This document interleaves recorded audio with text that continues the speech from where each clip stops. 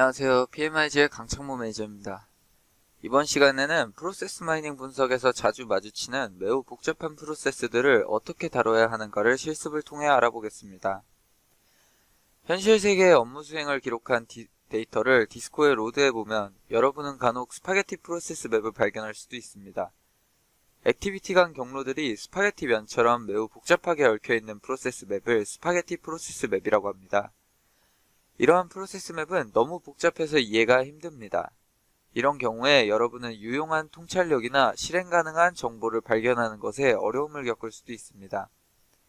그럼에도 불구하고 개선을 위한 유용한 통찰력을 얻기 위해 여러분은 이러한 복잡한 프로세스 맵을 분할하고 단순화시킬 필요가 있습니다.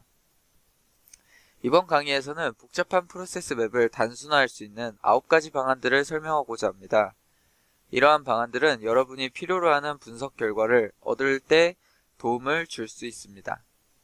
또한 여러분은 디스코에서 이러한 방안들을 어떻게 적용할 수 있는지를 배울 수 있을 것입니다. 먼저 매우 빠르게 단순화된 프로세스 맵을 얻을 수 있는 2개의 방안을 실습해 보겠습니다. 첫 번째 방안은 디스코의 맵 뷰에 내장된 상호작용 단순화 슬라이더 기능을 이용하는 것인데요. 먼저 반품 프로세스 데이터를 로드해 보도록 하겠습니다. refundprocess.fbt 파일을 로드해 주시고 설정을 기본적으로 설정을 한 뒤 스타트 임포트 버튼을 눌러 프로세스 맵을 로드해 보도록 하겠습니다. 프로세스 맵을 발견한 뒤에 액티비티와 경로 슬라이더를 100%까지 끌어올려 보도록 하겠습니다. 여러분은 데이터에 기록된 모든 업무 수행 내용을 반영한 대상 프로세스의 정확한 모습을 볼 수 있을 것인데요. 이 프로세스 맵은 여러분이 임포트한 데이터와 1:1로 대응하는 맵입니다. 하지만 이 프로세스 맵은 너무 복잡하기 때문에 유용한 분석 결과를 도출하는 것이 매우 어렵습니다. 이러한 상황에서 상호작용 단순화 슬라이더를 이용하면 여러분은 복잡한 대상 프로세스에 대한 개략적인 모습을 빠르게 파악할 수 있습니다. 먼저 패스, 즉 경로 슬라이더를 내려보겠습니다. 경로 슬라이더를 내리면 액티비티 간 덜 빈번한 경로들을 숨김으로써 프로세스 맵을 단순화시킬 수 있는데요. 경로 슬라이더를 0% 수준으로 내리면 가장 빈번한 프로세스 경로들만을 볼 수 있습니다. 이전의 스파게티 프로세스 맵이 상당히 단순화되어 알아보기 쉽고 이해할 수 있는 프로세스 맵으로 바뀐 것을 확인할 수 있습니다. 경로 슬라이더의 이용은 매우 중요한데요. 왜냐하면 경로 슬라이더를 적절하게 조절함으로써 여러분은 프로세스에서 수행된 모든 액티비티들과 이들 사이의 중요한 흐름들을 표시할 수 있기 때문입니다. 이러한 조절을 통해서 여러분은 이해하기 쉬운 프로세스 맵을 도출할 수 있습니다. 이와 함께 여러분의 프로세스가 많은 액티비티들을 포함하고 있거나 여러분이 프로세스 맵을 더욱 단순화하기를 원할 때 액티비티 슬라이더를 낮춤으로써 액티비티의 수를 줄일 수 있습니다. 자, 액티비티의 슬라이더를 0% 수준으로 내리면 가장 빈번하게 수행된 프로세스의 베리언트에 액티비티만을 볼 수 있습니다. 액티비티와 경로 슬라이더를 모두 0%로 낮춤으로써 여러분은 프로세스의 진정한 핵심 흐름을 볼 수 있습니다. 예를 들어 처음에 스파게티 프로세스 맵에서 경로와 액티비티 슬라이더를 모두 0% 수준으로 내렸을 때 우리는 오더 크리에이티드 액티비티와 미싱 도큐먼트 리퀘스티드 액티비티를 포함하는 매우 단순화된 맵을 볼 수 있는 것이죠. 이처럼 2개의 상호작용 단순화 슬라이더를 사용하면 여러분은 빠르고 간단하게 복잡한 프로세스 맵을 단순화시킬 수 있습니다. 단순화된 프로세스 맵을 빠르게 얻기 위한 2번째 방안은 대상 프로세스의 핵심 베리언트에 집중하는 건데요. 이전 강의에서 설명한 것처럼 여러분들은 디스코의 케이스 탭을 눌러서 베리언트들을 확인할 수 있습니다. 자, 베리언트들의 케이스 빈도와 비율을 보면 가장 많은 케이스들을 설명하는 베리언트 1이 전체의 12.41%를, 베리언트 2가 5.16%를 차지함을 알 수 있는데요. 일반적으로 구조화된 프로세스에서는 상위 5개에서 10개의 베리언트들이 전체 케이스의 7-80%를 설명합니다. 그렇기 때문에 프로세스의 단순화를 위해서 베리언트를 활용하는 것도 하나의 좋은 방안이 될 수 있겠죠. 여러분은 베리언트 필터를 이용함으로써 디스코에서 핵심 베리언트에 쉽게 집중할 수가 있습니다. 이 필터를 실제로 적용해 보도록 합시다. 자, 하단에 필터 버튼을 클릭한 뒤에 베리에이션 필터를 클릭하세요. 이제 하단의 좌측 슬라이더를 우측으로 이동함에 따라 핵심 베리언트들을 필터링할 수 있는데요. 예를 들어서 최소한 50개의 케이스를 포함하는 베리언트들만을 유지함으로써 우리는 상위 5개의 베리언트들에만 집중할 수가 있습니다. 자, 필터를 적용해 봅시다. 케이스 탭으로 이동을 해서 확인해보면 단지 상위에 5개의 베리언트들만을 필터링했고 이 5개가 전체의 29%를 차지함을 알 수 있습니다. 이를 통해서 반품 프로세스는 매우 구조화된 프로세스가 아님을 알 수 있습니다. 자, 맵 뷰로 다시 돌아오면 액티비티와 경로 슬라이더를 100%로 늘려서 그렇게 보아도 비교적 단순한 프로세스 맵이 도출되는 것을 확인할 수 있을 것입니다. 이러한 단순화 방안은 프로세스 마이닝에 익숙하지 않은 분들에게 프로세스 맵을 빠르게 보낼 필요가 있을 때 특히 유용한데요. 여러분은 이 방안이 가지는 한계를 일단 명확히 인식할 필요가 있습니다. 덜 빈번한 액티비티들은 매우 예외적인 베리언트들에 포함되어 있겠죠. 따라서 핵심 베리언트에 집중을 하면 여러분은 덜 빈번한 액티비티들을 분석에 포함할 수가 없습니다. 그리고 개별 케이스가 매우 유니크하게 수행되는 온라인 고객 여정 프로세스에도 이러한 방안을 적용할 수가 없겠죠. 여러분들이 새로운 데이터셋을 받아서 첫 번째 프로세스 맵을 발견한 이후에 구체적인 분석을 바로 시작하는 것은 적절하지 않을 수도 있습니다. 왜냐하면 발견된 프로세스의 흐름을 검증을 해야 하고 프로세스의 시작과 끝을 확인해서 불완전 케이스를 제거해야 하기 때문인데요. 이와 같이 불완전한 케이스를 필터링하는 것은 본격적인 분석을 위한 하나의 준비 단계라고 할 수 있습니다. 그런데 불완전 케이스를 필터링하는 것은 프로세스 맵의 단순화에도 도움을 줄 수 있습니다. 불완전한 케이스에 대해 다시 한번 학습하고 싶다면 데이 6의 강의를 한번 복습해 보도록 합시다. 불완전한 케이스를 제거하기 위해서 여러분은 디스코에 엔드포인트 필터를 추가해서 대상 프로세스의 유효한 시작과 종료 지점이 될 수 있는 시작과 종료 이벤트들을 선택할 수 있는데요.